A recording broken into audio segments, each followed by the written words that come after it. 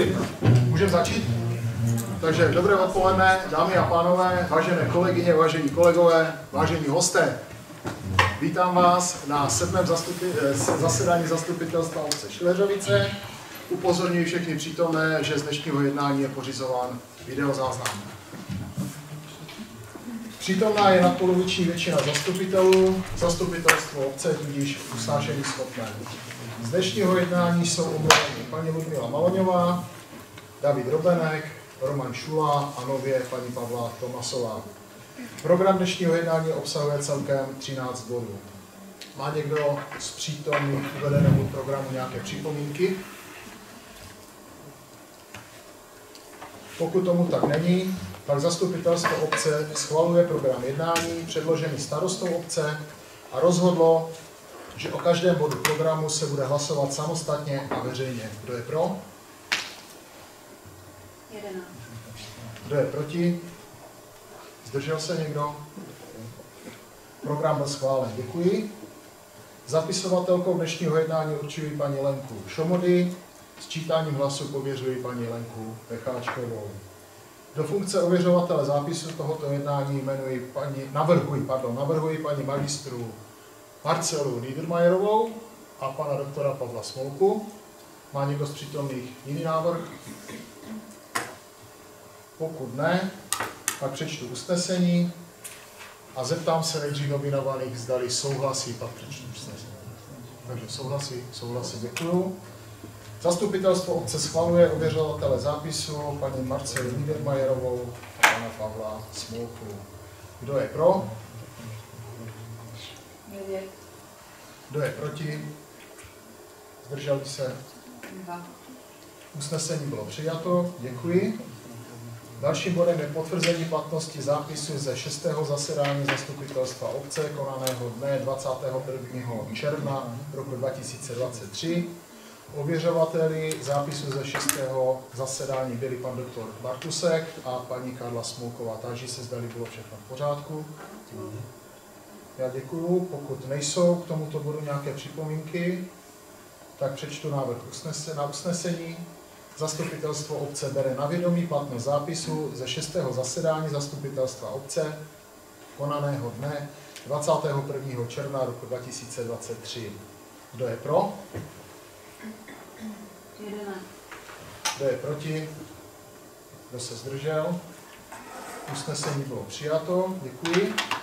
Dalším bodem je kontrola usnesení ze 6. zasedání zastupitelstva obce ze dne 21. června roku 2023, kde zastupitelstvo obce schválilo zprávu nezávislého auditora o výsledcích přezkoumání hospodaření obce Šileřovice za rok 2022, uzavření dodatku číslo 1 ke smlouvě o úvěru, dále pak zastupitelstvo obce vzalo na vědomí schválený závěrečný účet Svazku obcí mikroregionu Hlučínská za rok 2022, dále pak zprávu o výsledku přezkoumání hospodaření Svazku obcí mikroregionu Hlučínská za rok 2022, závěrečný účet Svazku obcí Sdružení obcí Hlučínská za rok 2022 a výsledek hospodaření Svazku obcí Sdružení obcí Hlučínská za rok 2022 a dále pak výroční zprávu starosty za rok 2022.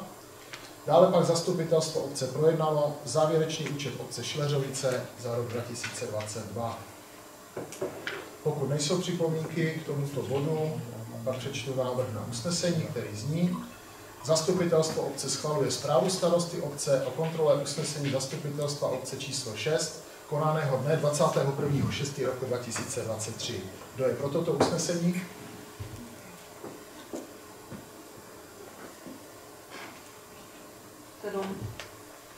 Kdo je proti? Zdržel se někdo? Usnesení bylo přijato. Bylo přijato a já vám děkuji. Dalším bodem je zpráva o činnosti Rady obce číslo 20/2023 až číslo 26/2023. Důvodovou zprávu k tomuto bodu jste obdrželi a proto otevírám rovnou diskuzi. Prosím. Já bych chtěla se zeptat na Usnesení Rady obce Šileřovice ze dne 3.8.23. A jedná se mi o bod. Rada obce schvaluje odstavec 25/23.5a. Výběr zhotovitele dle zprávy o otevírání a hodnocení nabídek veřejné zakázce Šileřovický potok, oprava úseku. Vybraným uchazečem je Stamek společnost Ezero. Celková cena včetně DPH činí 2 553 923. Já bych se chtěla zeptat, oprava jakého úseku? Je to oprava havárie zatrubnění, který vede přes zahradu pana Vlčka, to znamená, je to v podstatě na tom úseku číslo 1, ulice Na Bělidle. Je tam v podstatě to zatrubnění, je tam někdy položeno od roku 1942 podle pamětníku, je zhruba na 8 místech kopalé, možná ta situace je už daleko horší. To znamená, abychom zabránili jakékoliv kolizi, jakémukoliv ucpání na tomto úseku, tak považujeme za nutné to zatrubnění vyměnit. Když se opravoval potok, tak tohle se vlastně neřešilo. Řešilo se jenom Řešily se jenom ty koryta, ty odkryté části. A vlastně při sanaci těch koryt bylo zjištěno, v jakém stavu se to zatrubnění nachází.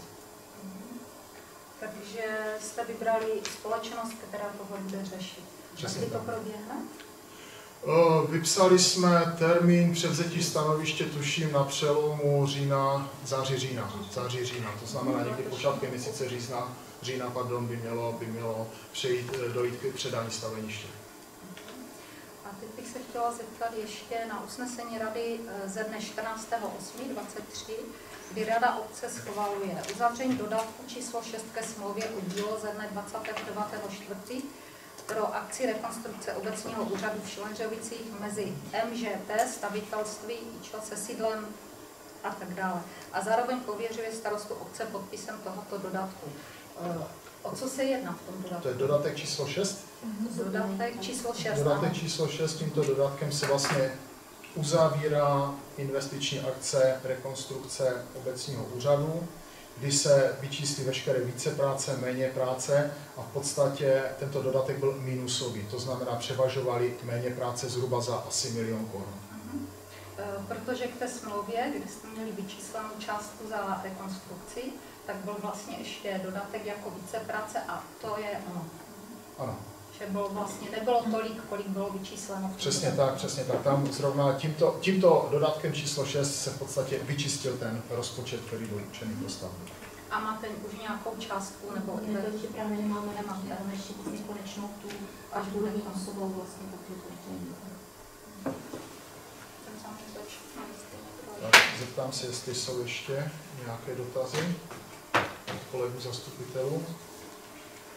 Pokud ne, tak končím diskuzi k tomuto bodu a přečtu návrh na usnesení, který zní: Zastupitelstvo obce bere na vědomí zprávu o činnosti Rady obce číslo 20/2023 až 26/2023. Kdo je pro tento návrh? 7. Kdo je proti? Kdo se zdržel? 4. Usnesení bylo přijato. Já děkuji. Dalším bodem jsou rozpočtová opatření číslo 3/2023. I k tomuto bodu jste obdrželi důvodové zprávy a proto rovnou otevírám diskuzi.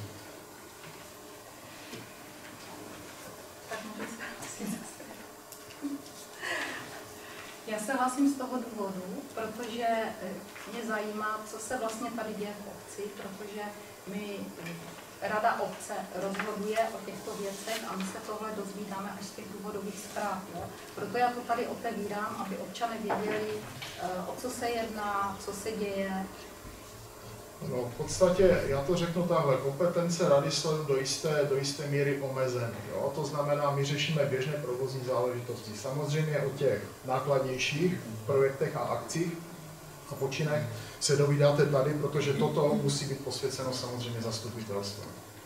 Já to tady otevírám, protože třeba občané neví, o co se konkrétně jedná z toho důvodu.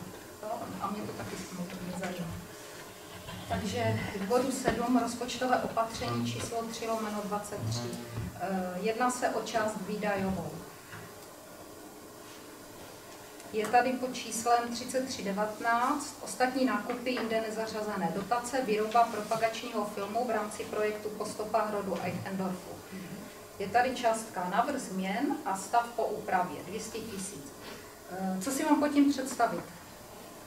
Tohleto vlastně je, pořád ještě se točíme kolem té dotace, co už tady řešíme vlastně v loňském roku, postupách těch rodů, s tím, že tam v tom té dotaci je podmíněno, že musí být vyroben takový propagační film, který již běžel na Polaru, televizi Polar, dostaneme to samozřejmě i my, takže my si to potom vložíme na naše stránky, kde to propagační video naše jakoby obce a historie obce poběží. Vlastně tady toto tam si píšu ta dotace, protože to je financováno, my to sice zaplatíme a po ukončení toho projektu nám to bude vlastně zafinancováno zpátky. A tady vlastně u většiny to je napsáno, že třeba tady předtím je taky nákup, ta dotace, nákup ostatních služeb, dotace zase, tady tohleto, tak tam jsou překlady, protože to je v rámci česko-polské, takže my to musíme samozřejmě nechávat odbornou firmou přeložit do polštiny. Takže tam je překladatelstvo, potom tam je web, který se musí připravit pro tu projektu. Jo, tomu rozumím. Mě pouze zajímalo, když jsou dotace, v jaké částce a jestli je ta částka srovnatelná s těma 200 000. Ano, samozřejmě, protože my vlastně dopředu nevíme. My máme nějaký rozpočet, který je v rámci Česko-polské, ale vedoucími partnery jsou Poláci, takže my se dozvíme, kolik je na celkové částky té dotace, protože to je v eurech přiděleno pro nás. A teď jsou tam dále položky, které my musíme, třeba jak tady říkáme tady toho více, takže se musí třeba nějaké propagační pamětní desky, tady konkrétně to video a máme určitou částku, kterou nám jakoby zaplatí. A my se snažíme najít, musí to být samozřejmě zase tarifová televize Polar, protože Česká televize by byla mnohem dražší a nevyšly v toho rozpočtu. Jo, a ta dotace je stejně vysoká jako tady ta částka? Přesně tak. My se snažíme jít pod tu maximální částku dotace, protože samozřejmě se staré jako každé dotace na obecní, že to může být krátce z jakéhokoliv důvodu. No, takže my se snažíme jít vždycky ještě níž, abychom měli tu jistotu, že ty peníze dostaneme. A takže je tady nějaký propagační film, který byl vlastně placen z dotací, nebo to bude vrácené? To vrácené, přesně tak. V podstatě ten film běžel tuším po dobu 1 měsíce, 2 měsíců dokonce na televizi Flora v předem nasmlouvaných časech. Jo. Takže já myslím, že to je i zpětně dohledatelné, pokud televize je po...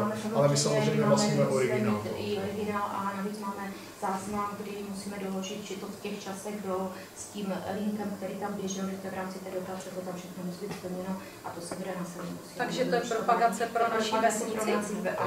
A toho projektu samotného. A napsali jste to třeba někde do zpravodaje? Ano, to běželo, dokonce to máme i na obecních stránkách, že jsme získali, je to tam všechno ty odkazy, až se to samozřejmě bude dát. Já se omlouvám, já nevím, protože jsem teďka 2krát po sobě nebo víckrát nedostala zpravodaj, takže nevím, proč mě ho teda... Ještě tady k této dotaci bude i taková jakoby propagační akce, ještě nevíme kdy, protože jak říkám, jsou vedoucími partnery Poláci, takže ještě nevím v jakém rozsahu, ale tím, že byly podmínkou i nějaké vlastně propagační materiály jako flash disky a tady tohle, tak jak bylo kdysi, určitě si vzpomínáš, když byly ty cyklové lety, takže na Valšovi jsme byli, jo, prostě to samozřejmě. Ale to ještě nevíme ty termíny, protože jak říkám, to je spojeno s tom. Teď tady ještě částka pod číslem 3745, nákup ostatních služeb, údržba zeleně, ale je dotace. Je tu nějaký rozpočet schválený 500 000, návrh změn 300 000 a stav po úpravě 800 000. Mě by jenom zajímalo, to dělá nějaká firma? To dělá odborná firma, protože když se sestavoval rozpočet, tak jsme nevěděli, že požádáme kraj o dotaci na údržbu zeleně, takže jsme opakovaně získali. V podstatě, můžu do toho vstoupit, z Moravskoslezského kraje se nám podařilo získat dotaci ve výši 400 000 korun na údržbu zeleně, konkrétně našich alejí. A v podstatě firmou, která kooperuje, je firma Dvořák Lesy Sady Zahrady, která nám komplet vlastně administruje, nebo respektive pomáhá nám administrovat celou tu žádost. Ona nám vypracovala studii vlastně, kterou jsme dokládali. Ono to totiž jako není jednoduché, každý stroj má vypracovaný vlastní posudek, fotografie a návrh sanace. Jo? To znamená, jestli ho nějakým způsobem sanovat, skácet, tím, že my jsme vlastně evropsky významnou lokalitou, máme tady toho jedinečného brouka páchníka a proto oni právě musí být vypracován odborný posudek, co s těmi stromy, protože část těch stromů musí být zachována jako broukoviště proto, aby se ten páchník dokázal dále rozmnožovat. A to se ví, kolik tu těch stromů s tím páchníkem teda je? Ne, to se neví, ale je určená vlastně ale je dána jakoby od do, řekněme, rozsah té aleje, s tím, že vlastně my máme, jak říkám, personální tu studii, to jsme nevěděli, že teda získáme tu dotaci, ale zase musíme to zafinancovat. A máme jednu dotaci vlastně na kácení a výsadbu, kde máme kácení vlastně 20 stromů, 21 výsadba a 8 ořezů. Toto vlastně my musíme zaplatit, což už jsme čas zaplatili, ale ještě bude další samozřejmě faktura, proto tam je navýšení. A potom zpětně do konce roku budu dělat vyúčtování, kde nám zase kraje pošle peníze. To je jedna dotace. A druhá dotace, která se tady už táhne ještě od roku 2000, víc jako a opakovaně to bylo vždycky na některé vlastně období několika let na sekání, tak se dělají příkopy nebo údržba kostní a tak dále, takže to je další dotace, která vlastně zase my to zafinancujeme a je to na období roku 23 až 25 zatím a dostaneme zpátky 99 000 za to sekání v tom období.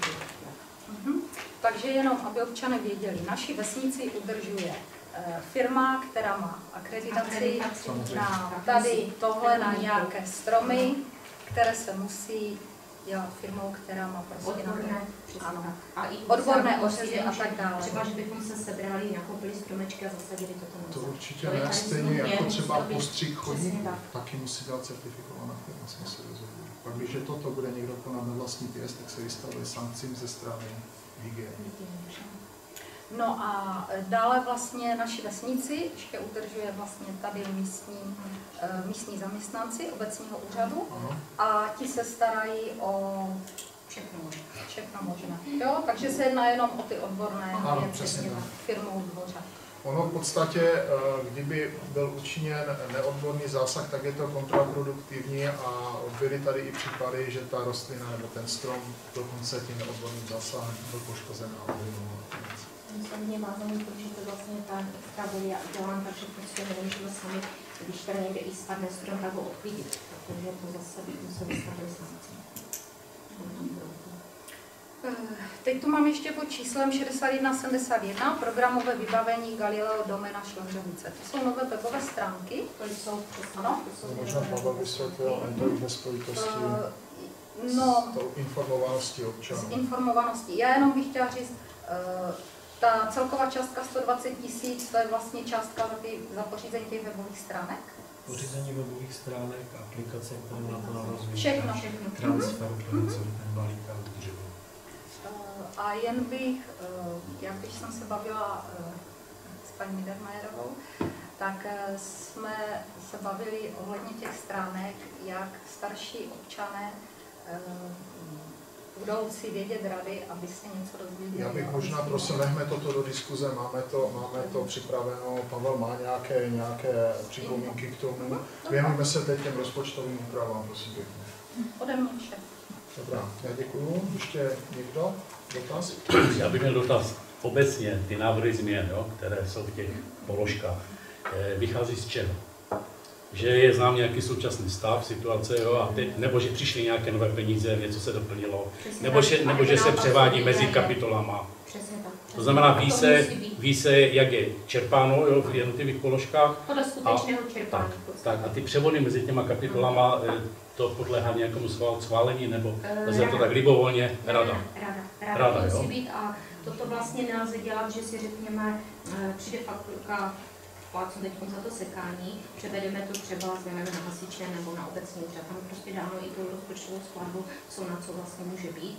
A je nějaký rozpočet, ale samozřejmě tak, jak právě tady jsme dělali ty rozpočtovky na tu údržbu zeleně, protože jsme nevěděli, že získáme tu dotaci, takže jsme navrhli částku v rozpočtu podle toho, jak to bylo v předchozích letech. Ale tím, že jsme získali, takže ten náklad bude mnohem větší, právě kvůli té získané dotaci, takže vlastně už dneska víme, že těch 500 000 na to, co bylo vyčleněno v rozpočtu, je nedostatečné. Takže proto vždycky se Takže, dělá až po té skutečnosti. takže z těchto rozpočtových opatření těch návrh změn nedohledám, jo? Kde se ubralo, kde se přidalo, co se převedlo, kde. Ano, tam Ne, to vím, já to vím, ale to... třeba když jste přidali 30 000 na nákup materiálu, Ano. tak to bylo z položky čeho? To bylo právě to je vyrovnání těch rozpočtových opatření, protože tady přišly nějaké peníze navíc. Jo, rozumíte mi, na co se ptám. Rozumím tomu, já jsem se ptal, jestli se libovolně může převádět mezi kapitolama, jo? Nebo se ví, že se třeba něco nedočerpá, tak už se dává mínus, jo? Jo. A ještě poslední dotaz, dobré, takže to je, ano.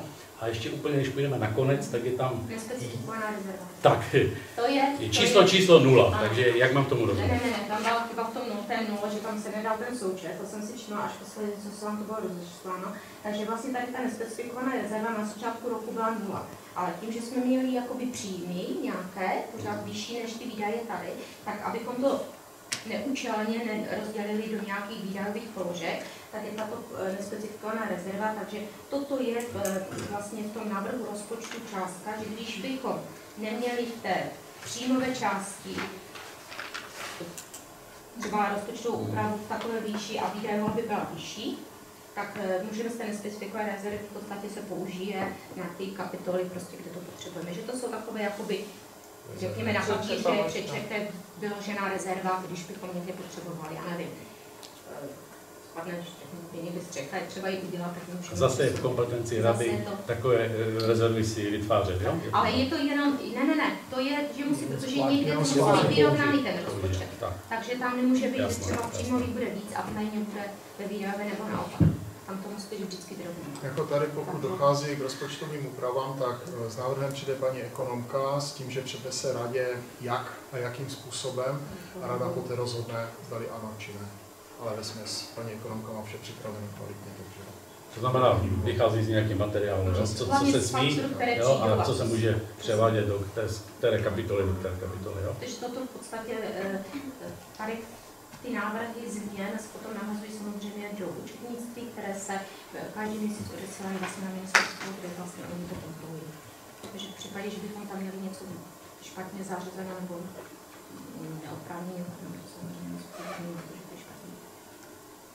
Ještě nějaké dotazy? Pokud nejsou, končím diskuzi k tomuto bodu a přečtu návrh na usnesení, který zní: Zastupitelstvo obce bere na vědomí rozpočtová opatření číslo 3/2023. Kdo je pro tento návrh? 7. Kdo je proti? Kdo se zdržel? 4. Usnesení bylo přijato, děkuji. Bod číslo 8. Obecně závazná vyhláška obce Šileřovice o nočním klidu. I k tomuto bodu jste obdrželi důvodovou zprávu a já jen doplním, že se jedná o aktualizovaný dokument, který je v souladu s platnými předpisy. Otevírám diskuzi. Já jenom, prosím vás, připomínku, samozřejmě je to všechno podle práva, jak jsem měl možnost si to přečíst, ale nám, jako občanům, kteří tam bydlí, jo, okolí Bamšuly, se to prostě nelíbí. Prostě hluk, který tam je a vůbec filozofie celého areálu prostě je proti občanům, který prostě sdílí, jo, ty nemovitosti v okolí tady tohoto areálu. A prostě je to problém, který začal už vůbec jakoby schválením, jo, takovéto koncepce, jo, tady tohoto areálu, protože jako jsme permanentní, to není jenom zatěžování hlukem prostě v nočních hodinách, ale to je prostě denodenní jako, jo, obtěžování prostě toho, kdo tam bydlí. Prostě bydlí se nám tam velice nekomfortně a nepříjemně. Tak vám já to chápu, rozumím tomu, nicméně máme tady ten dokument a je třeba k tomu zaujmout nějaké stanovisko. Ne, já jenom jako mám poznámku tady k tomu, jo. A není to jenom hluk prostě v nočních hodinách, ale je to prostě hluk i během dne a mohli bychom se o tom bavit. Můžu se zeptat, já nevím, a nebylo by lepší, protože zase část občanů bude nespokojená, jo? Neměli jste třeba jako možnost svolat nějakou schůzi, aby se občany k tomu vyjádřili, zda s takovou vyhláškou souhlasí. Já vím, vy rozhodujete jako rada, jo? Ale myslím si, že ani jeden vlastně v té oblasti nebydlíte. Jo? Já celkem rozumím těm lidem, protože tam jsou nejenom mladí lidi, i starší. Mě třeba hluk nevadí, jo? Já jsem v pohodě, ale neumím si představit, že tam jsou prostě rodiny s malýma dětma a je tam rachot fakt třeba roku třetí. On je to fakt v oblasti, kde bydlí rodiny. Pojďme tedy spočítat, kolik těch akcí v té Bamšuli vlastně bylo, ale nechal bych to opět na diskuzi. Jo? Pojďme prosím vás k té vyhlášce samotné, která je předmětem tohoto bodu, a pak se bavme případně o nějakých možných vylepšeních. Nebo řekněme, jakým způsobem zdali to diskutovat s občany. Ale... Teď si řekl, že tomu si dát diskuzi, tak já si myslím, že to akorát se tomu hodí, ne? Nebo nehodí? Když jsi na to ptal, tak na to povídá svůj názor. Si myslím, že to je věci, ne? Tak pojďme to probrat teda. Já si problém teda nemám, ale myslím si, že když... Ne, já jsem chtěl tady jenom namítnout, že kolik vlastně té akcí v té Bamšuli je, jo, během roku. 3? Zeptám se kultury. Kolik máme akcí v Bamšuli? 4. 4. 4 s tím, že 2 jsou do 10 vlastně. To znamená, o rušení nočního klidu v pravém slova smyslu bavíme se o 2 akcích do roka. No, já bych zase napočítal víc, ale... Já si myslím, tak Stavení kacení má je, máš stromečku, už máš 3, teď jsi měl první stavnosti, teď máš... A teď jsi měl stromečku nikdy není do 10. A tak obecně, jako akci, bavíme se o akci. Ne, bavíme se o rušení nočního klidu, jsem vyrozuměl. To znamená, že po 10. hodině, které po 10. odpust, teďka pivní, já jsem byli pivní, teďka ty staznce, 3. Bohužel v Švěřovicích nemáme jiné prostranství, kde bychom to mohli uspořádat. Já chápu, v podstatě jste tady tuhletu problematiku už nastínil, že se to táhne několik let, ale opravdu tady navrhněte, kde bychom tyhle ty akce měli pořádat v Švěřovicích. I tohle se to těžko navrhuje, protože už u zrodu tady vůbec, jo, té myšlenky, tam toho areálu, jo, už tam prostě v tom základu byl problém, no, který se tady prosadil, protože se potřebovali prostě čerpat peníze Evropské unie. Jo. A ono to mělo vypadat úplně ještě i jinak. Jo. To znamená, tak ta současná situace, která je teď, už je vlastně situace po takové trochu úpravě, jo, aby prostě ty dopady byly ještě menší, než byly. Jo. Ale samozřejmě nedopadlo to asi tak, jak to jakoby dopadnout mělo, ale ta situace je tam taková, že opravdu ten hluk, jako, dobře, bavíme se o tom nočním, tak těch akcí, jak jste říkal, zase není tolik, jo, ale to je permanentní prostě, to je startování jako hasičů, kteří tam jako mají vlastně cvičení skoro každý týden, jo, a tedy to je shromažďování prostě mladých lidí, jo, na tom areálu tam do toho. Já to chápu, ale znovu se budu opakovat se svým dotazem, kde v Šilhařovicích. Opravdu tady žádné jiné prostranství nemáme. Já si bych mohl ještě k tomu, to je hluk na Bamšuli, ale vezmeme si, že máme školu. Jo? Tak se by mohli přijít obyvatelé, kteří bydlí v okolí školy. Hřiště. Máme hřiště. Zase stejný problém. Jo? Máme centrum, máme restauraci, u těch restaurací. Vezmeme si jenom tady hospod do centru. Jo? Už teď není, jo? Ale byl. Jo? To znamená, co udělat s tou obcí? Zakázat všechno. Skončit to, nedělat nic. Hlavně si myslím, že to se mělo řešit v počátku, teď už to je... Ani v tom počátku, protože jako tu akci... lidi odpor, ale teď... Ale neudělám. Jako pořád se... Ne, myslím, když už chtěli nějaké výtky vůči tomu, třeba tady standa, tak to byli řešit, když se to plánovalo, ale teď, když je to realizované. Já si myslím, že ani každému nedošlo. Jo? Jak to může obtěžovat? Můžu k tomu něco? Já jenom, že v ostatních obcích, jako třeba Háď nebo Markatovice, tam je to přímo v centru těch obcí. Jo, přes Markatovice jezdíte, tam těch akcí je daleko víc než u nás. Zrovna zítra tam budou mít koláče brání. Háď je to taky v centru. Zkrátka ty obce to nemají kde udělat. Nebo jedete do Hlučína, tak je to na Štětkovně, je to slyšet až do Šleřovic. To je fakt, to je otázka spíš, jestli děláte akce vůbec, nebo neděláte, nebo to zařízení. Pak se podívat i na to, jestli třeba lidem nevadí provoz. To je jedno s druhým. Jako. To můžeme tady bojovat proti každému hluku. No, někomu vadí, že se čistí hřiště na golfu, jo, už od rána. A to je, jako, kam se podíváme, všechno někde někomu vadí. Ale jak to řešit? Nemůžeme zakázat všechno. Nemůžeme se dívat na všechno, jenom že bychom ubrali někde, nebo já nevím, nemáme snad toho tak hodně, že bychom mohli. Já si myslím, že ne, že určitě to nasazení, co se týče kultury, bylo v minulých letech, zejména před covidem, velmi jako intenzivnější. Jo? A opravdu jsme to zredukovali na nezbytně nutné akce a zaříznout tu kulturu v Šileřovicích potom, co jsme tady vybudovali, ta prostranství, by byla opravdu škola. Nehledě na to, že někteří lidé se opravdu rádi shromažďují, rádi se baví a v podstatě ta akce, která teď proběhla v sobotu, si myslím, že byla jenom toho důkazem. A ještě jeden poznatek z mé strany, čemuž jsem se velice zasmál.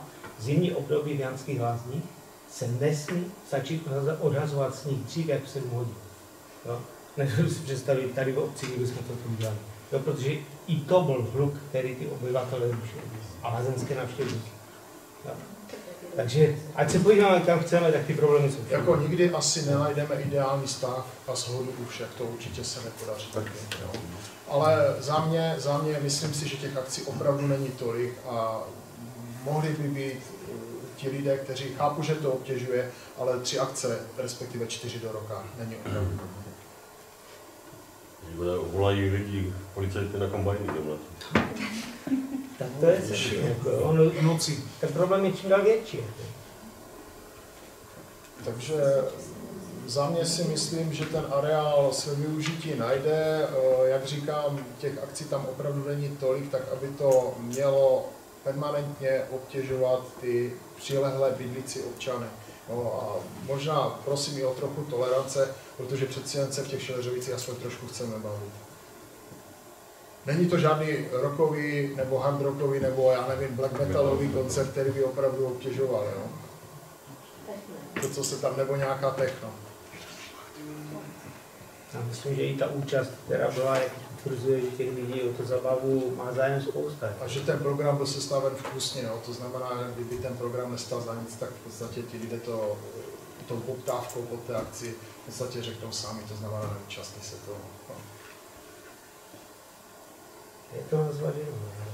Říkám, zvažení bývá odrazem druhé stránky věci.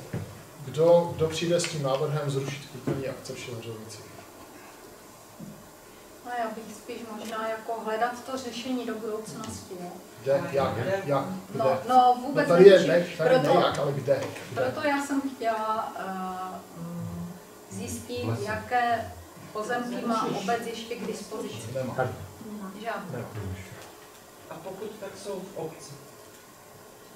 Jediným pozemkem, který má obec k dispozici, je teď momentálně ta deponie, kde stojí hasičské vozy, takže tam si myslím, to by možná tam taky schytal, akorát by to bylo trošku z jiného. Možná to bylo lepší na hřišti. Ne, pan Bartusek to řeší tak, že zmizí, jo? Takže abyste věděli, jako, jo, že... Ono i to je řešení, protože dáváme to dopředu najevo, ale já to jako reprezentuji jenom za sebe. Takže to vám jinak řečeno. Super. Já když to chci vyřešit, tak prostě se že bychom dávali příspěvky těm, aby mohli odjet a ubytovat se na ale jsou takový, který to vadí víc. Já myslím, že bylo řečeno dosti, to znamená, jsou ještě nějaké podněty do diskuze, pokud ne, tak končím diskuzi k tomuto bodu a přečtu návrh na usnesení, který zní: Zastupitelstvo obce schvaluje obecně závažnou vyhlášku obce Šileřovice o nočním klidu. Kdo je pro? 7. Kdo je proti? Zdržel se někdo? 4. Usnesení bylo přijato, děkuji. Bod číslo 9. Obecně závazná vyhláška obce Šileřovice, kterou se zruší některé obecně závazné vyhlášky obce Šileřovice. I k tomuto bodu jste obdrželi důvodové zprávy a já jen doplním, že touto obecně závaznou vyhláškou bude zrušena obecně závazná vyhláška číslo 3 z roku 1996 o znaku a praporu obce a jejich užívání. V současné době je předpis o užívání znaku a praporu zakotven v aktualizované podobě zákona o obcích a právě z tohoto důvodu je potřeba tuto obecně závaznou vyhlášku zrušit. A dále pak bude zrušena obecně závazná vyhláška číslo 1 z roku 2011 o požárním řádu obce. Aktuální požární řád budeme schvalovat v následující, takže otevírám diskuzi. Pokud nejsou dotazy, končím diskuzi a přečtu návrh na usnesení, který zní: Zastupitelstvo obce schvaluje obecně závaznou vyhlášku obce Šileřovice, kterou se zruší některé obecně závazné vyhlášky obce Šileřovice. Kdo je pro? 7. Kdo je proti? Kdo se zdržel? Usnesení bylo přijato. Děkuji. Avizovaný bod, požární řád obce, takže důvodová zpráva opět tomuto bodu byla zaslána. Já jen doplním, že se jedná o aktualizovaný dokument, který je v souladu s platnou legislativou. Diskuze k tomuto bodu. Pokud nejsou žádné dotazy, končím diskuzi a přečtu návrh na usnesení. Zastupitelstvo obce schvaluje požární řád obce Šileřovice. Kdo je pro? 11. Kdo je proti? Kdo se zdržel? Usnesení bylo přijato. Děkuji. Bod číslo 11. Protipovodňová opatření. Takže já jenom zmíním, jestli si vzpomínáte, zhruba v měsíci dubnu jsem měl možnost potkat se s panem Laňkou, kde jsme se bavili o možném zatravnění parcel za ulici na Bělidle, s tím, že jsme si termín našeho dalšího setkání někdy nadefinovali zhruba na začátek září, kdy už bude po sklizni. Sám pan Laňka někdy v posledním srpnovém týdnu sám zavolal, sám navrhl schůzku přímo na místě, kteréže parcely máme na mysli, aby byly zatrávněny. Takže v podstatě to řeknu úplně jednoduše. Všechny parcely patřící dříve rodiny Sochových budou zatrávněny. A to na náklady pana Laňky. Takže já si myslím, že z jeho strany vstřícný krok, který určitě pomůže při přívalových deštích řešit protipovodňovou situaci v naší obci. Stando, můžu se zeptat? Určitě. Teď se ledy hlí a proč jste tohle už neřešili před pár lety? Nedokážu na to odpovědět. Vyvinul jsem vlastní iniciativu. Možná mám na pana Laňka dobrý vliv. Jinak si to nemůžu vysvětlit. Předtím ty pozemky nepatří. Předtím, tak, ano, Honza má pravdu. To není, to nenadnou popot. Ale pozor. Cože? Já to právě říkám, to nenadnou popot, to nemá dlouho. No, ale vy jste mohli tohle po něm žádat už třeba dřív, ne? On to nebylo. To bylo Sokovo. Sokovo, víš? Ale pozemky, které jsem třeba já pronajímala, tak já bych to určitě dovolila. Jo? Já nevím, proč jste jako obec s tím nepřišli dřív. Proč Anetka musela vyvíjet takový jako velký docela zájem, já jsem to tu odprezentovala, a až pak se ledy hlí. Já se zeptám jinak, je to špatně ten počin? Já myslím, že ten efekt je úplně maximální, který z toho můžeme dostat. Jo? Skvělý, je to skvělé, ale já jsem byla několikrát vytopena a ptám se, proč to nešlo dřív. Jenom doplním, od 1.1. platí ten nový zákon, Martina si bude vědět o tom úvodu. Takže tohle je, že mají od zákona každý zemědělec musí mít v rámci své plochy musí být nějaké procento. 4%. Ano, to není dlouho, ale to platí letos. Ano, ale Standa tady hovořil o jeho velké vstřícnosti. Proč už s ním nejednal dřív, i když to neměl od zákona dané. Když je takhle vstřícný, tak třeba by byl vstřícný už tenkrát. Proto, víte co? To je otázka prostě, jo? Já vím, je to otázka. Já po tobě nechci jasnou odpověď. Já se jenom ptám, proč tohle už nešlo dřív. Protože já jsem nejednou byla vytopena. A já si myslím, že tohle všechno šlo už řešit mnohem dřív. A dohodou nějakou, nebo bavením se o tom, nebo hledání nějakého, protože my tady dole jsme byli všichni vytopeni už několikrát. A zase v komisi, která je protipovodňová, může mi někdo říct, kdo tam teď je? Všichni, celá rada, plus Martin.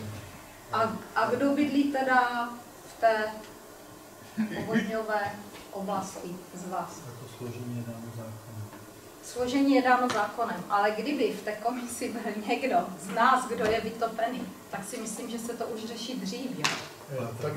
Vy jste totiž, nikdo z vás nebyl takhle vytopený, jak my tady dole. Ale ta komise neřeší ty protipovodňové opatření, ona řeší, když nastane ta situace. Ale z vás přece musí být nějaká iniciativa řešit problémy vesnice, ne? Já myslím, že už tady od roku 2016, kdy se spustily komplexní pozemkové úpravy, to přece víš. A jednalo se se Sochovým, jednalo se s panem Laňkou, do toho pan Sucha zemřel, takže celé se to zkomplikovalo a natáhlo se to ty 2 roky. Rozjednáno to bylo. Tahle ta problematika byla už několikrát probírána v rámci zasedání zastupitelstva a všichni víme, že obec se musí držet v jakýchsi cenových mantinelech, které jsou dány odhadem. To, že pan Laňka přeplatil, řeknu to úplně jednoduše, my bohužel jsme se nemohli k tomuto počinu odebrat a bohužel my máme nastaveno jasně. To znamená, držíme se odhadu.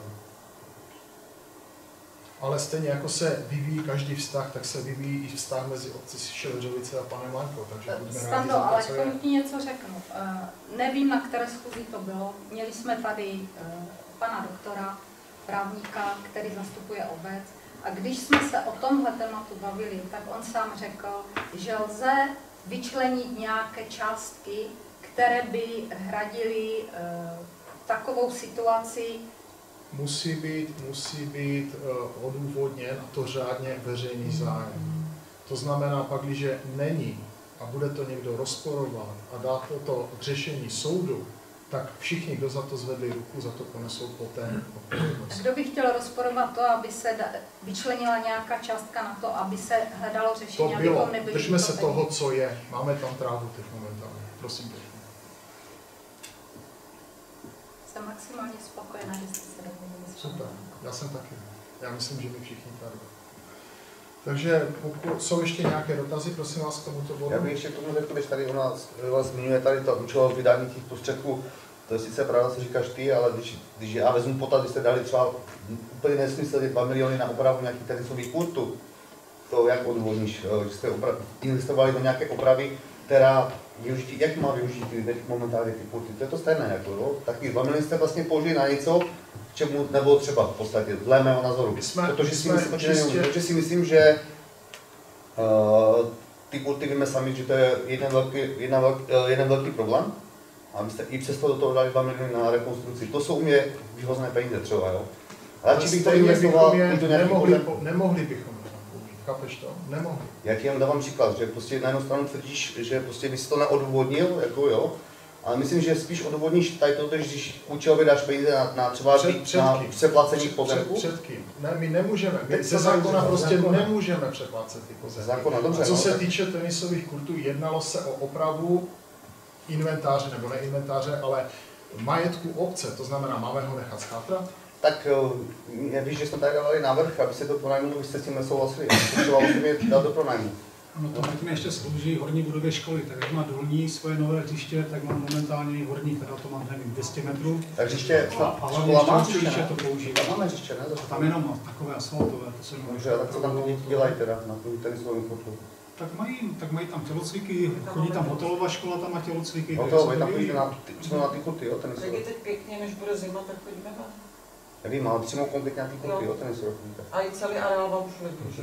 Tak vám šuli areál, se nebavím, samozřejmě. No, ale já se bavím normální, že nám Honza odechne podle potřeby si chceme natáhnout volejbalovou si stáhnout. My se teď ale dostáváme mimo rámec těch... No já jsem chtěl spíš poukázat na to, že účel vydání prostě jakoby financí, jo. To si taky myslím, že... O účelnosti a o těch zákonných mantinelech, to jsou dvě věci, které se si prostě protiřečí. Jo. No není, za mě to jsou vyhozené peníze třeba. Jako, dobrá, ale které bychom stejně nemohli použít. Protože máme odhad a toho se musíme držet. Prostě tak to je. Ještě nějaké dotazy, prosím?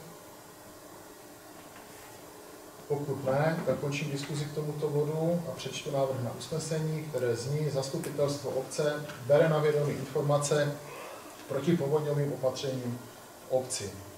Kdo je pro? 10. Kdo je proti? Kdo se zdržel? 1. Usnesení bylo přijato. Děkuji. Bod číslo 12. Diskuze.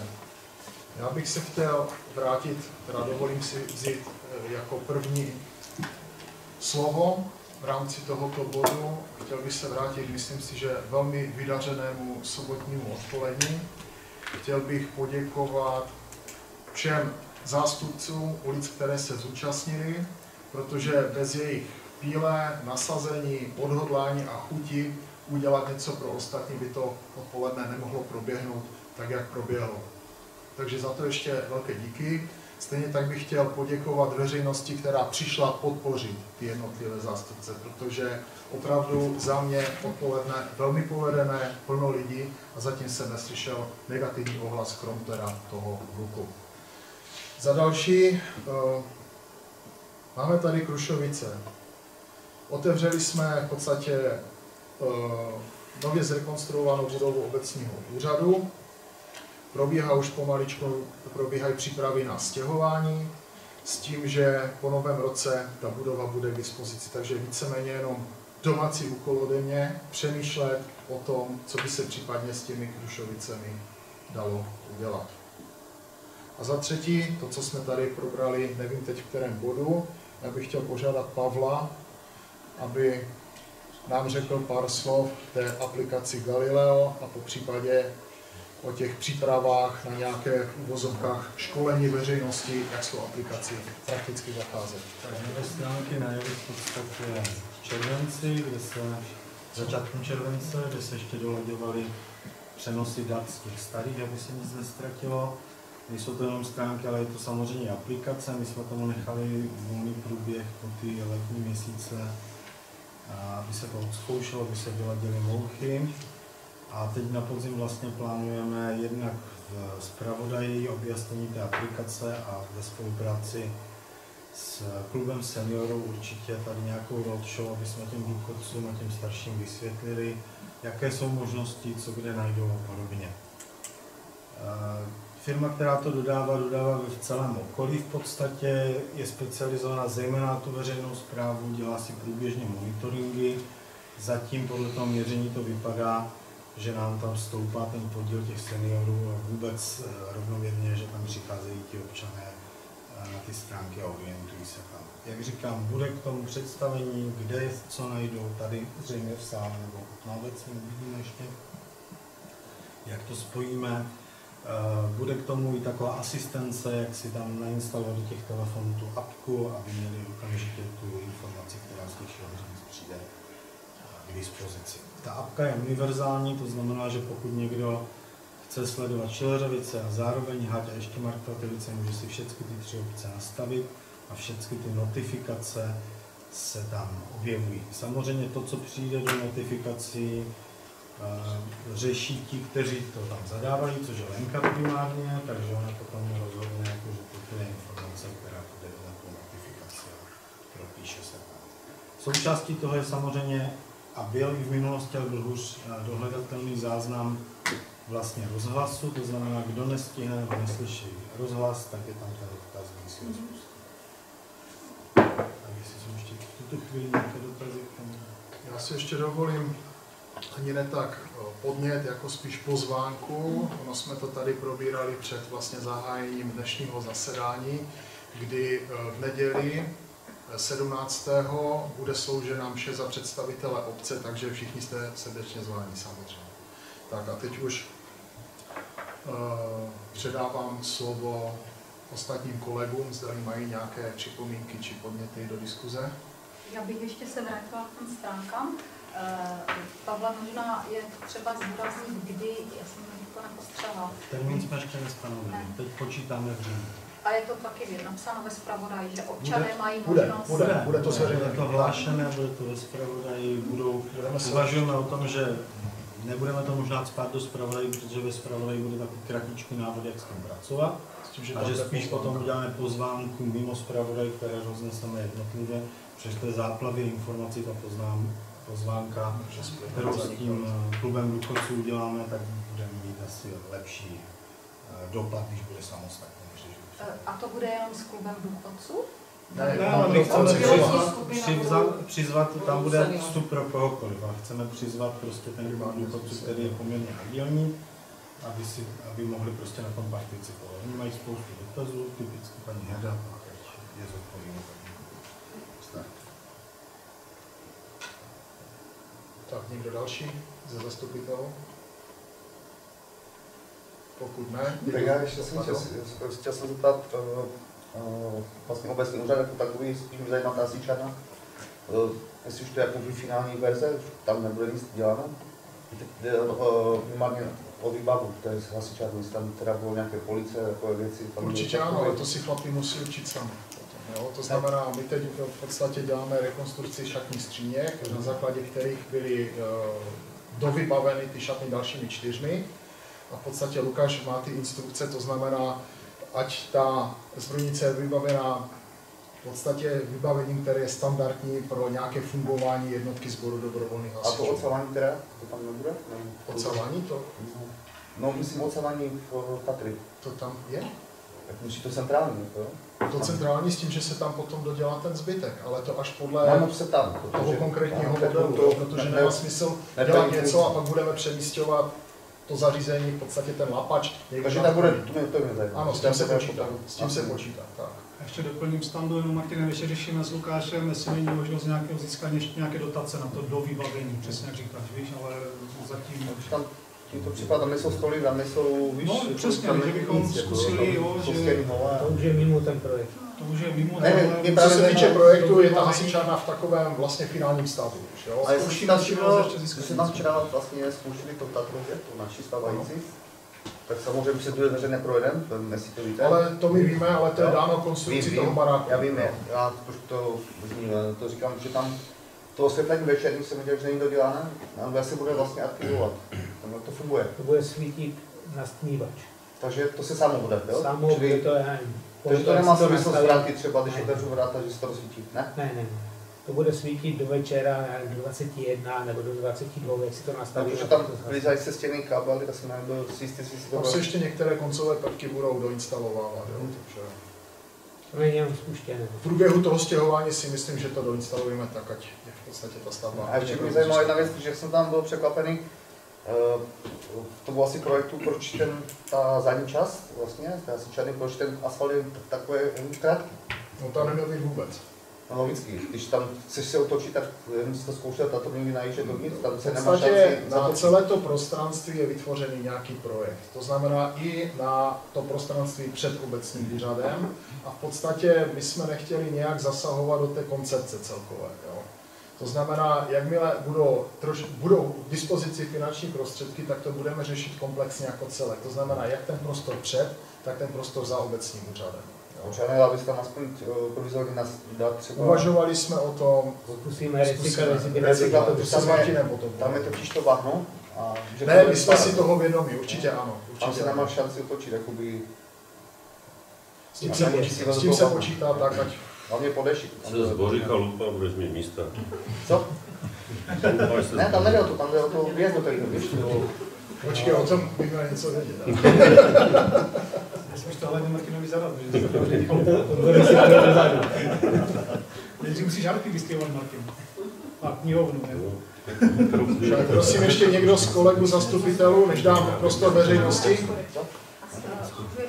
To slavnostní otevření hasičské zbrojnice, to bylo i pro veřejnost? Ano. A kde to bylo? Vysely plakáty po celé vesnici. Určitě. Takže občané věděli. A to bylo i slavnostní Na otevření webu to bylo. obecního... Možná Lenka k tomu řekne víc, ale v podstatě tu propagaci, krom rozhlasu. Na webu a ty myslíš ale tu pozvánku jakoby SDH? Nebylo jakoby, nebo se mi zvláštní pozvánku ne, bylo to bylo v občan? rámci SDHčka. No a tak to nikdo nepochopil, jako teda. Pokud jsem slyšel, tak já jsem teď právě, já vím, že jsi to tady zmiňoval, já jsme se o tom bavili, ale to nikdo nepochopil, že to je pro občany. Nikdo nevěděl, že to je to je jako vážně, to si nedělám buď srandu, no. To vůbec nikdo nevěděl, že jste otvírali obecní úřad. Když jste věděli, kolik jste tam měli účast, ne? S trochou ironie, já myslím, že občané teď budou mít dostatek příležitostí nový obecní úřad. Ne, já to říkám, že jste to nevěděli, jako jo. A já jsem si právě myslel, že jste měli ještě extra nějakou pozvánku, protože v rámci toho SDH pozvánky tam to nebylo zřejmě vůbec, že to pro... My jsme se to snažili s těmi hasiči nějakým způsobem dát dohromady, jo? Ale tím, že poté následoval ten slavnostní oběd, byli tam přizváni významní hosté a byl ten čas velmi omezený. Jo? Samozřejmě ta zbrojnice a ten úřad byly otevřeny, Silva tam seděla, teď nevím, do 4 do 5 odpoledne. Faktem je, možná jsme kolem toho měli udělat větší osvětu, ale jak si... A bude hotové, tak jak říkáš, Se vším všudy, tak se to může otevřít. Můžou se tam postavit ty 2, respektive 3 auta, otevřou se vrata a ti lidé. Přesně tak. No, aby občané věděli, jo, protože se každý ptá proč. Ale v podstatě jako ten inventář není ještě kompletní. Jo? To znamená, můžeme, tak jak říká Pavel, udělat nějaký den otevřených dveří s tím, že až ten úřad bude kompletně vybaven. A teda v jaké té fázi by se to teda bude kompletně zjistěvané? Snažíme se, začneme archivem, teď se přizpůsobuje nábytek. Třeba dáme do konce října třeba?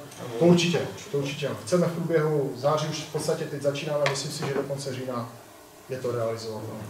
A obecní úřad už byl taky otevřen? Vy už jste přestěhovaní? Ne, ale teď se o tom bavíme. To stěhují. Pomaličku. Budeme selektovat archiv věcí, které jsou živé, které se nepoužívají, jako bude to... Nějaký ten nábytek zůstává původní, tak se musí upravit kvůli změny rozměru a stávající, nebo nový nábytek, který se vytváří, tak se vytváří postupně tak jak pro hasičánu, tak i pro holky. A pro veřejnost by se to pak otevřelo jako ano, až to bude hotové se vším všude, až už tam nebudou čnít kabely ze zdi a budou tam ty koncové prvky pak otevřené, včetně toho nábytku. Takže někdo ještě z kolegů? Já bych se ještě zeptala, proč jsem nedostala jakoukoliv fakturu, ať jsem žádala mailem 7.6., to znamená v červnu, a nedostala jsem do dnešního dne ani jednu fakturu, to je 3 měsíce. My jsme se spolu bavili telefonicky, kdy jsem říkala, že mám připravené materiály, včetně účetních dokladů, kromě těch faktur, veškeré tabulky, které máme tady, s tím, že faktury jsou, protože to jsou staré roky 21 a 22, jsou právě tady různě v těch archivech nahazeny různě, jo, tady vlastně tak moment, Líbet, ty jsi mi volala, že počkáš i několik měsíců, já jsem říkala, že to vytáhneme. I několik měsíců, o tom ty jsi řekla v telefonu, počkám si i několik měsíců, já říkám, že opravdu přes prázdniny, vzhledem k tomu, že máme, samozřejmě jsou dovolené, já jsem teda dovolenou neměla, tak to, protože to nějak nešlo časově, a jsem říkala, že teda po prázdninách se vybehneme tady do archivu, mám tady vytaženy veškeré doklady, veškerá čísla, takže vytáhneme podle čísel to, co si požadovala, jinak tady mám tabulky já nechci. No právě, si říkala, že tabulky si říkala, že to bude trošičku časově náročné, takže po prázdninách tady do toho archivu naběhneme a vytáhneme to, protože to je opravdu spoustu a tím, že to je staré, tak si to musí prostě vytáhnout z šanů. I za loňský rok? Loňský, všechny, nemáme prostor na Krušovici, chodíme pro každý papír, vlastně si tady a hledáme, protože opravdu tam ty prostory nejsou. To jsme museli vlastně dopadli v rámci těch dotací, co tady proběhlo, tak všechno je tady nahoře. A ještě se vrátím k těm Krušovicím, ty jsi tam doříkal, že máme za úkol domácí uvozovka samozřejmě, přemýšlet. Já bych to tady dneska neotevíral, přemýšlejme a přijme z nějaké... Ale já bych třeba potřebovala nějaké informace. To je majetek obecního úřadu, jako Šilheřovice. Obec Šilheřovice, ano. A je tam něco, na co se musí brát zřetel? Mimo jiné to, že je to nějaká historická budova? Není to národní památka. Národní památka. Znamená, takže tam jsou omezení. My teď v podstatě tím, že tam loni zateklo po té sněhové kalamitě dvoudenní, tak jsme řešili opravu terasy, skrze kterou tam nateklo. Vyhodilo to v podstatě polovinu elektřiny dole. S tím, že cenovou nabídku jsme dostali, schylovalo se k realizaci, tím, že ale ten návrh, ta projektová dokumentace byla předložena památkovému úřadu a tam to zůstalo 10 roku. Takže my stejně nemůžeme si vymyslet cokoliv. Ne, co se týče stavebních úprav, určitě ne. Je nějaký výčet, co tam může být, když to je historická památka? Je nějaký výčet? Cokoliv, ale nesmí to zasahovat do charakteru té budovy. Znamená, nemůže tam být přístavba, musí se tam... Ani skleněna? Ne. My jsme totiž chtěli opravit park se taky bere jako zase přírodní národní památka, takže ty by si tou přístavbou zasahovala zase do té zeleně. Já to řeknu takhle, to zabradlí, které tam je, nikomu teď nevadí. Chceš-li ho zrekonstruovat, což by v podstatě v rámci té opravy terasy bylo, tak už s tím mají památkaři problém a už nám dávají návrhy oproti tomu původnímu, který byl v té projektové dokumentaci. To znamená, my musíme dodržet nějaký styl zabradlí, který je součástí té oranžerie. Jo? A to samozřejmě trošičku prodraží tu původní částku, se kterou jsme na tu rekonstrukci počítali. Stejně tak bylo navrženo i zakrytí schodiště, prostě památkáři ne. Jo. Chtěli jsme hliníkovou konzolu a prostě udělat takový krásný nějaký ohlíplech. Ne, bude tam prosím pěkně vinkl a na ně bude drátkové sklo. Tak si to přeju památkáři. Aby to nešlo ani na byty přidělat. Ne. Tak na byty. Jeden byt. Tak jak to bylo předtím. My jsme dlouho bojovali vlastně s tím topným tělesem, že předtím se tam topilo normálně dřevem, maximálně uhlím, a přemluvit památkáře, abychom tam mohli mít čerpadlo, to bylo nad lidský úkol. Víte, kde je schováno, hned tady vlastně začátku za tou branou, to je to opravdu vymýšleli prostě všechno možné, jo? Plynová připojka bychom museli pod celou tou cestou, to bylo spočítáno na skoro 1 000 000 korun, takže to s těma památkařema to je opravdu někdy. Říkám, my jsme v podstatě toto hned řešili, to zatečení v lednu, protože se tak stalo před vánočními svátky. V podstatě ta nabídka na tu opravu nám přišla během měsíce ledna, od té doby to bylo doručeno, nebo v tu dobu to bylo doručeno památkářům a ti se k té vizualizaci vyjadřili teprve teď, jo? S tím, že měli právě výhrady k tomu zastřešení toho schodiště. To znamená, teď se předělává cenová nabídka a doufejme, že do zimy to stihneme. Parkoviště je stále od tam máme věcné břemeno a máme tam jedno parkovací místo. Je to jedno. Že to parkoviště vůbec nemá tam ani společné jako s obcí? Ne, to je na pozemku tělovýchovné jednoty. My tam máme věcné břemeno vlastně přístupu k nemovitosti. Takhle už to je historicky, jo. Tak jak to dostali někdy v těch 60. 70. letech a potom v roce 89, tak už to bylo bez toho. No a tam si taky musíme říct, že to schodiště vlastně, jak se chodí dneska, tak je taky na jejich pozemku nějaký metr, protože se tam pan Holub, nebo jak se jmenoval, si to tam postavil. A tak když si na to nikdo nebral ohled, že potřeba schodiště, tak si ho postavil. Nikdo to nějak nebyl, takže...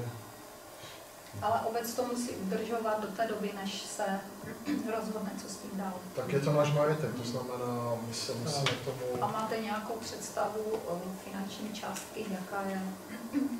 Hodnota?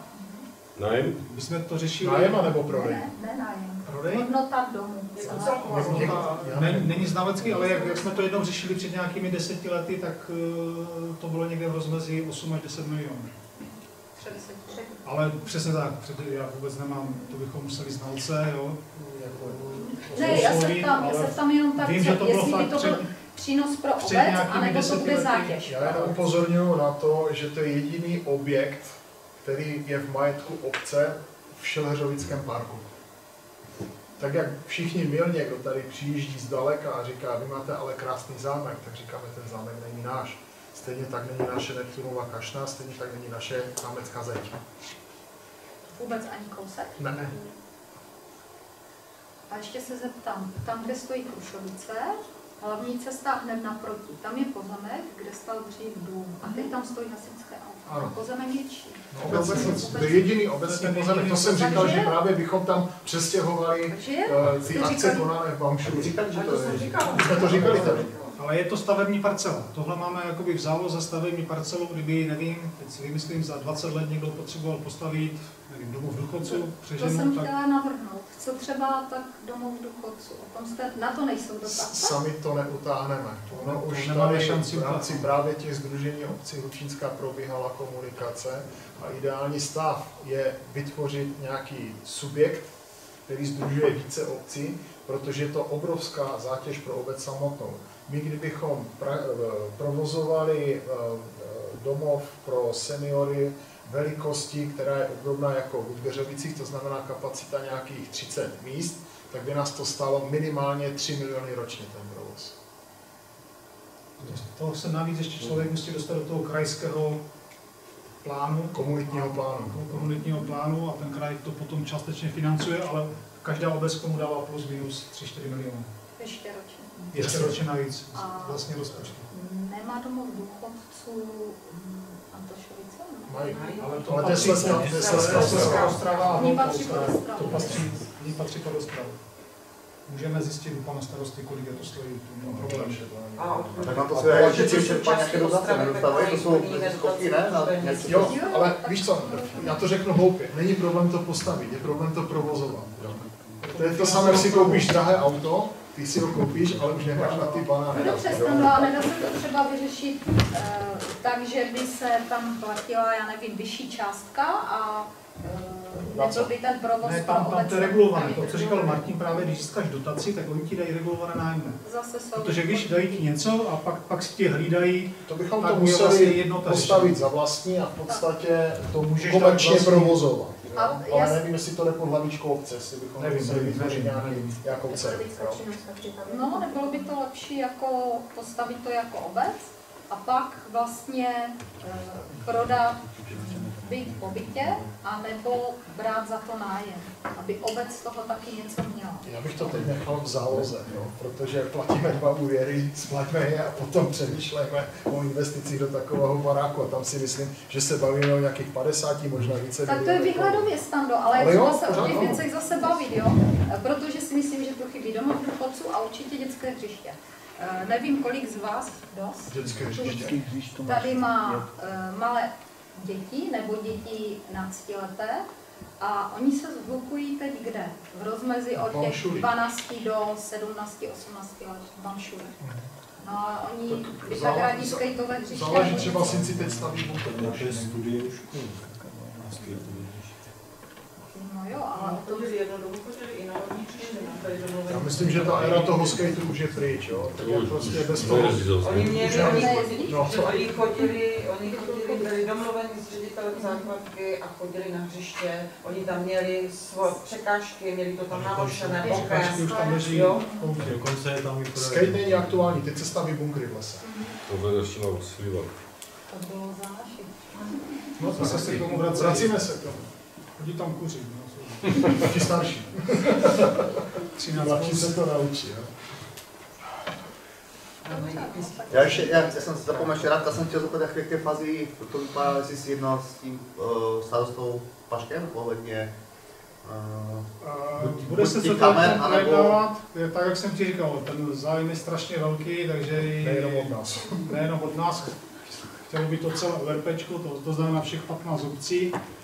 A s panem starostou se mám vidět, takže se Takže zeptám, v jaké do to té doby fázi. si teda nic nevyřešil, jestli to rozumím správně. Ne, já jsem s ním mluvil jednou, on říkal, že to budou řešit v rámci Sdružení obcí mikroregionu Hučínská. Zatím to nebylo na pořadu dne. Tam jenom mám informaci, No, že se neformálně přihlásili všechny obce a oni teď řeší, jak na to, jestli to střídat po 4 roce a takhle to řeší po těch obcích, což si myslím, že to je nechci pod oukami, jo. musíme Myslím, že bychom nějakou obec měli zabojovat, protože jestli si nejhorší uvědomíte, je, že tu cestu- musíme zjistit, teď má být, nevím, jestli to už je v tom zákoně, že bychom si to mohli dělat i sami jako jedničkové obce, to by bylo úplně protože jde mi o to, že vy jste to měli jako by starosta, především, protože mě je hloupé, abych tam chodil já jako zastupitel to řešit, protože vy jste to měli vyřešit, jo, jako. O to tady jste zvolení, takže myslím si, že byste měli hlavně za to bojovat, jako, jo, a nevyhlásit ale to. když Hlučín nemá vytvořeno potřebné zázemí pro tu administraci toho, protože ho nemá zatím momentálně. Jo? No, Nevím, v jaké fázi je vyklízení toho finančního úřadu. Já chápu, že finanční úřad se stěhuje, ale já se podívám, jak to má Hlučín zajištěné a ti to mají zajištěné, takže asi Hlučín taky bude problém nebude. To je jedno, já to chápu, ale je potřeba zatím trošku šlapat, protože když budeme sedět a doufat, že někdo za nás vyřeší, nevyřeší nic. Ale to, Jo? Martine, my se A my snažíme, nevidíme. ale pokud Pavel Pašek řekne, že proto nemá kapacity pro nás, No. tak s tím nehneme. Tak já si myslím, že bychom mohli. No, jako, já bych osobně jako starosta bych na to tlačil, protože když tam půjdu já, tak se mu nikdo řešit nebude prostě. Jo? Řeknu, no dobře, tak jste s ním něco řekl, a když tam půjdeš ty, anebo místo starosta, budete zatím šlapat, protože když řeknete, jaká to je situace, a víte, jaká tady je. Jak jo? říkám, Tady šlapeme my, šlape obci. starosta, hati šlapou všichni, to, co říkal Radek. V podstatě... Tady lidi nejezdí 50, jo, jste si A my to asi víme, všimli, to jsou jo? jako- Tady jezdí místní 50, ale ti, co tady nejezdí, Ani místní tady nejezdí jezdí 50, no, to nevím, ale, jo. ale vím, jak tady jezdí někteří, to je masakr, jako, jo. A, takže já nevím, jestli čekáte, jestli něco stane, a pak to budete řešit, jako... Nečekám, Martine, teď víš, dle současné legislativy to může dělat jenom URPčko. URPčkem je Hlučín v našem případě. Proto bych na ně byl neustále tlak, nenechal bych je odpočinout, protože pokud oni ví, že z vaší strany tam není tlak, oni nebudou řešit nic. Je tam tlak 14 obcí z 15. No, ale to je, 15 mě nezajímá Dankovičky, které to tam nepotřebují, mě zajímá tady, Čeřovice, tady my to potřebujeme. Vyvíjíme tlak. Jo? Já jsem přišel jen co jiného, nevím. Tak, No tak. Ale kde se zinformoval teda? No, Za starostou na starém jsem, místě, jo? no, za starostou se nemusel chodit, ale vím, kdo to tam má starost a vím, že ten tlak z naší strany tam není žádný, jako, takže proto se vás tam. jakým způsobem tam vyvíjet. No a tak co kdybyste se domluvili? Ty uděláš tlak Ne, protože a tady je tam jde o to, že přednosovat. na to tu máme starostu, jo, tak to by to měli oni řešit. Jako, jo. Myslím si, že byste to měli vy na vyvíjet tlak. Když tam budu já, tak to je prostě Možná by se taky ledy hlí. Jak s panem nevím, Martinem. jako Ono myslím to si, že to možná je v zájmu bude všech. lepší, když tam půjdeš, Martine, se mnou a vyslechneš si informace od pana Já starosty. nepotřebuji, já nestačí, ty když nám to potom odprezentuješ, co jsi tam zjistil. Ale důležité ten tlak vyvíjet, když nám nebudeš vyvíjet, tak s náma nebude nikdo. A v podstatě ty z pozice zastupitele máš možnost jít s cenou. Takže byl bych velmi Můžu, klidně s tebou věc rád, nemám v tom problém, ale říkám, když tam půjdu já sám ze sebou, tak se mnou nikdo proto říkám, že tam půjdeš se mnou. Není problém. Perfektně. Já mám v tom vůbec žádný problém. Tam ještě bych se chtěla zeptat, ta budova tady na náměstí, kde je pekárna, Ano. Ta stará budova, Ano. to patří komu? To je taky obec. To je taky obecní. obce. No a s tím máte nějaký záměr? Budem burat. Máme druhé etapy. v rámci druhé etapy, přesně tak. A druhá etapa je kdy? Až na to budeme mít.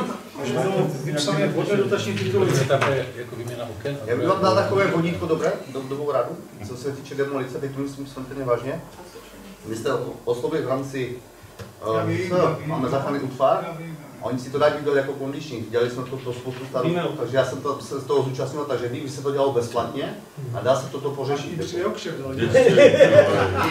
Já jenom říkám, když nejsou peníze, tak ta na to koukat další 10 let. To navrhuji, že ta možnost tady je. Jako, jo. Jenomže my musíme i rozjet jakoby tu druhou etapu, že víš, že třeba za 2 roky se potom vrátí do těch nových prostor.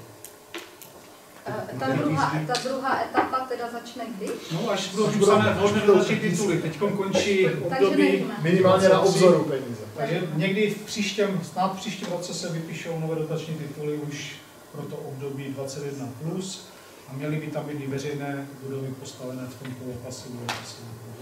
No, co já vím, tak už jste měli tady nové náměstí, už to bylo, Radko, ty skandidoval?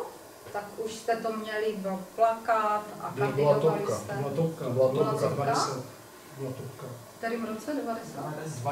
20? Máme 23. No a topku tady nemáme. To už je druhá, to už je čtvrtá etapa, ne? Teď. No ono se jelo tady, obecní úřad se řeší od 90. let. No, tak. Obecní úřad?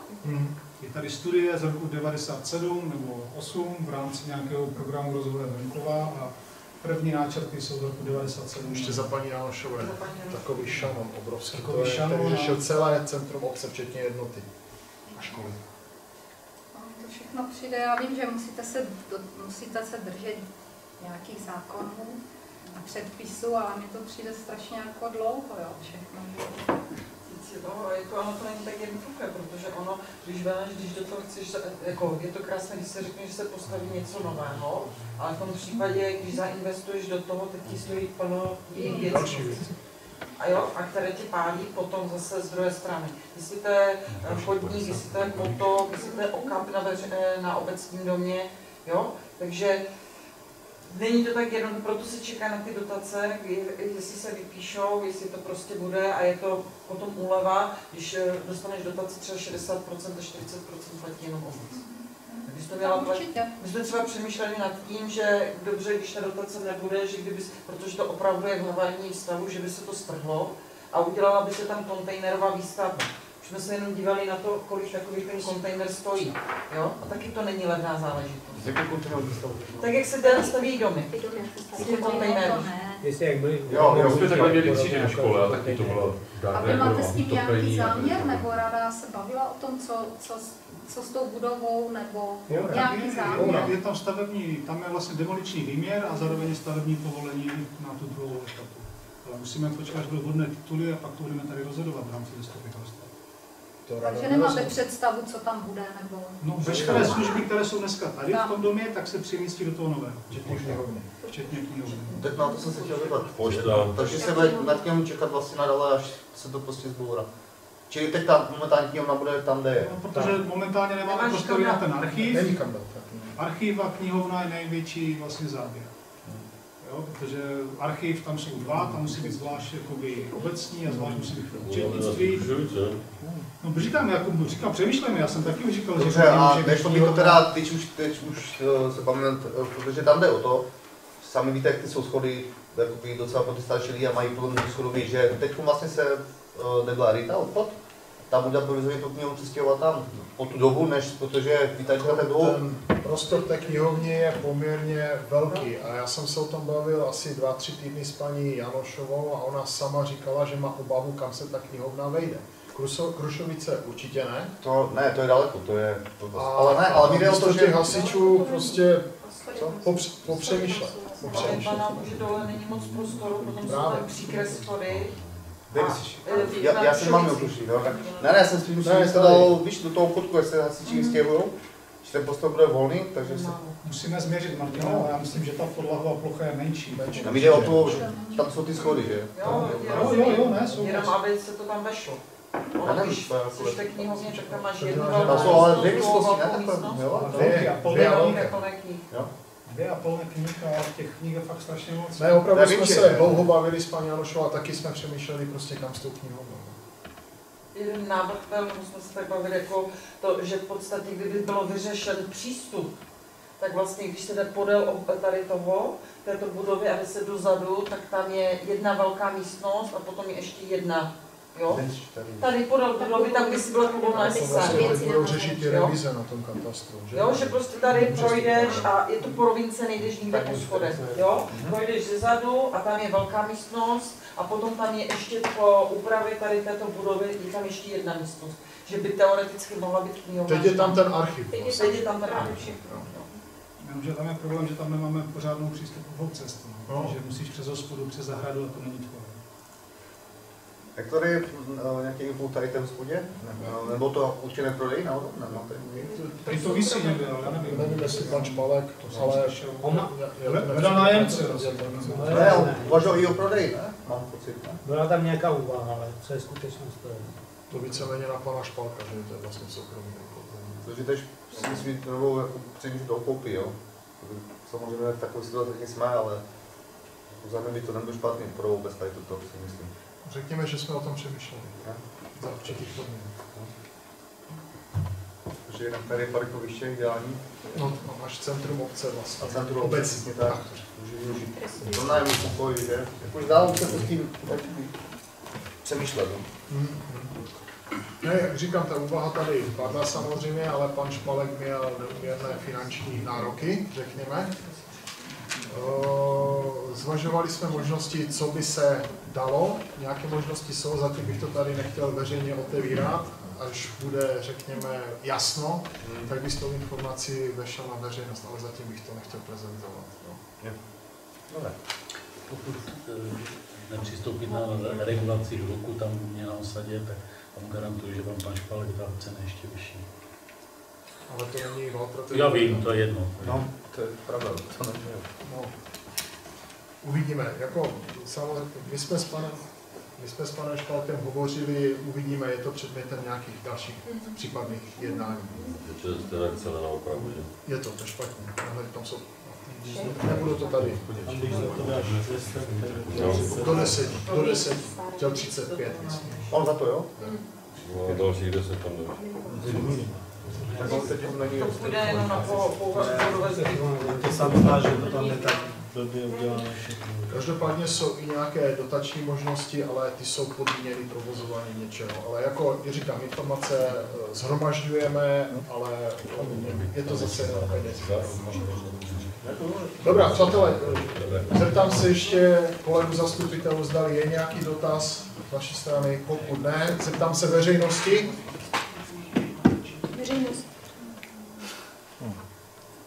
Pokud veřejnost dotazy nemá, tak já vám všem děkuji za účast, děkuji i veřejnosti, přeju hezký zbytek odpoledne a pohodový večer.